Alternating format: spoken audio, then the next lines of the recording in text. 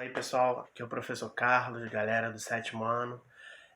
Vamos estar falando aí sobre o processo, né, de expansão que deu início às grandes navegações portuguesas e espanholas.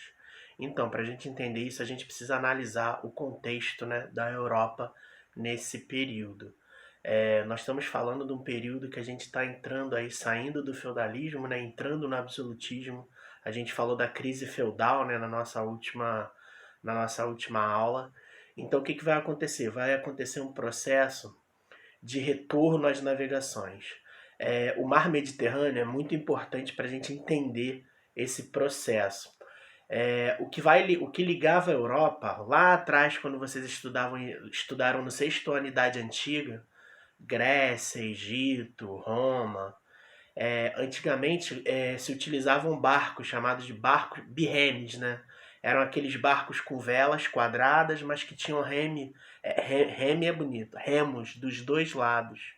Eram barcos gregos, barcos fenícios, barcos egípcios.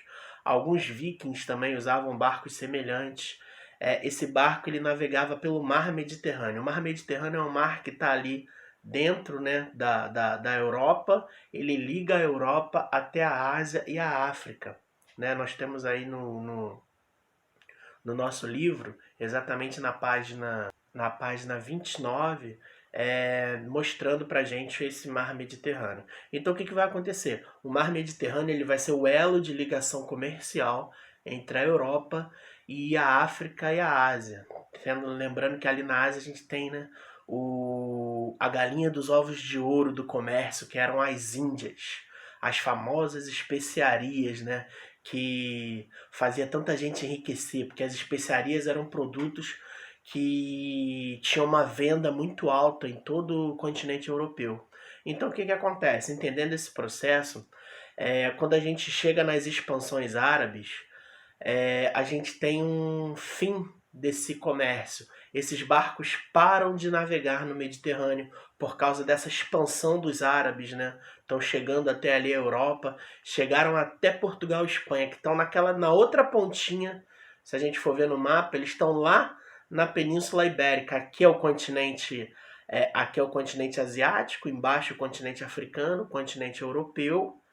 Aqui na pontinha está a Península Ibérica. O Mar Mediterrâneo ele faz esse elo de ligação entre Europa, Ásia e África. O que acontece?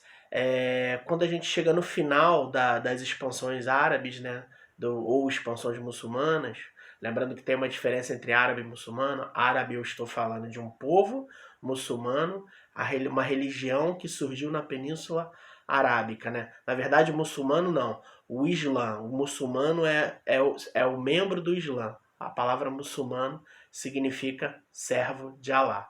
Pois bem,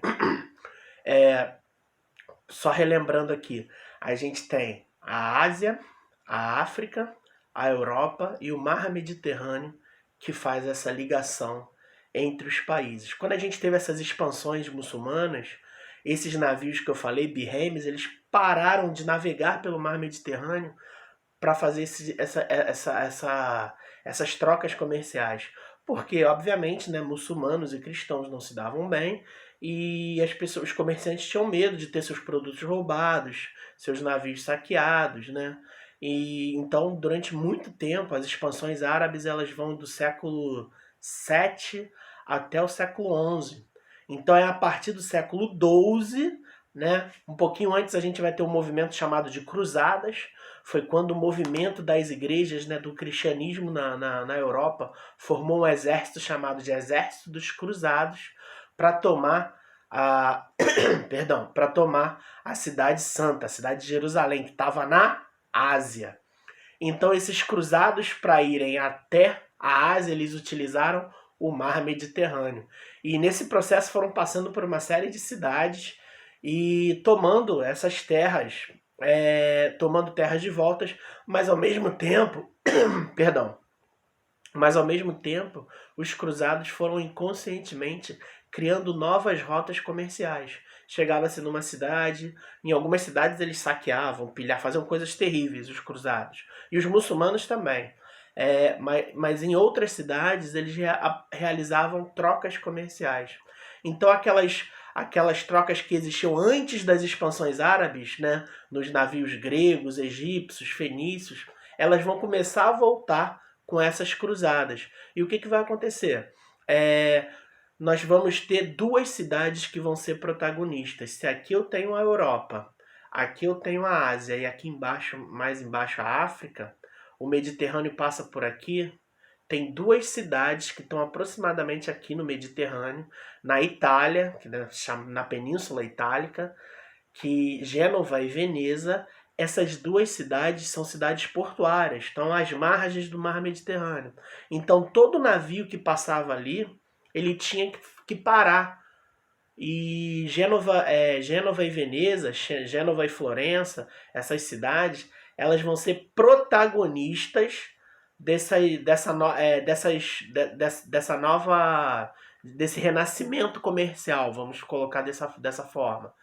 Gênova e Veneza. E elas vão cobrar um alto preço para que esses navios parem nesses portos. Por que se parava nos portos? Para reabastecer, para depois continuar até a África ou até a Ásia.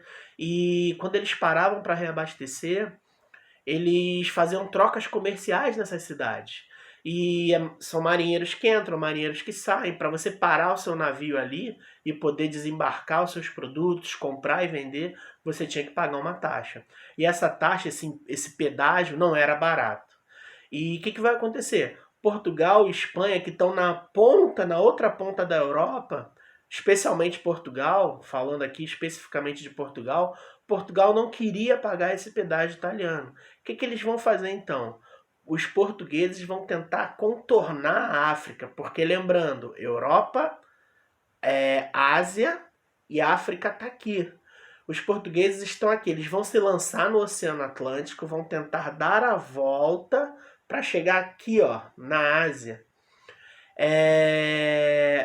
Consequentemente, sem querer querendo, foi se descoberto o quê? O continente americano, porque a Europa está aqui, né? Eles foram contornar, mas se você for demais para a esquerda, você chega o quê? Na América. Quando a gente diz que a América foi descoberta sem querer, é porque de fato foi.